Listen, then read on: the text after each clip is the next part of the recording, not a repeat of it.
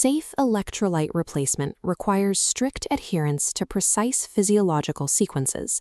Deviating from these mathematical and physiological parameters and boundaries causes immediate, irreversible neurological or cardiac damage.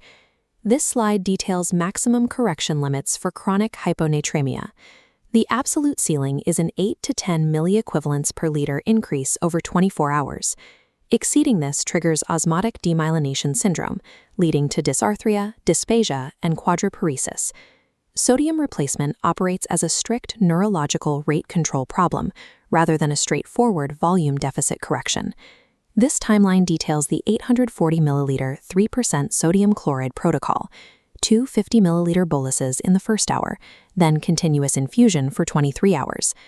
Execution requires an infusion pump, central line, and strict rechecks at 2, 6, 12, and 24 hours. This grid outlines the mandatory pharmacy stock needed to support this protocol, including 3% premixed bags, 23.4% concentrate vials, and dedicated IV infusion pump sets.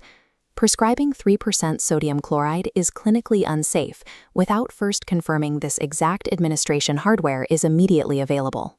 This graphic establishes the sequence. Magnesium must be replaced first to stabilize the sodium-potassium pump, preventing potassium from continuously leaking out. Next, potassium is corrected to stabilize the myocardium before addressing phosphate. This spectrum identifies the severity thresholds for phosphate.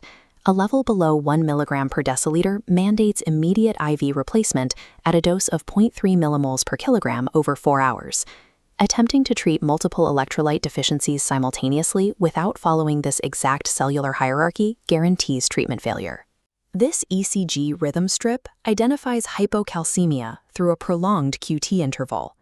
This specific measurement serves as the definitive diagnostic marker, distinguishing the condition from other abnormalities like ST depression or peaked T waves. When managing these protocols, note that deferricirox is an absolute contraindication, and paracetamol must be used with caution.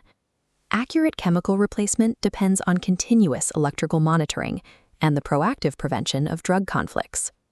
To review, enforce the 24-hour sodium limit, ensure mandatory infusion hardware is present, and execute the magnesium, potassium, and phosphate sequence in exact order. Integrate these physiological boundaries into your standard order sets to guarantee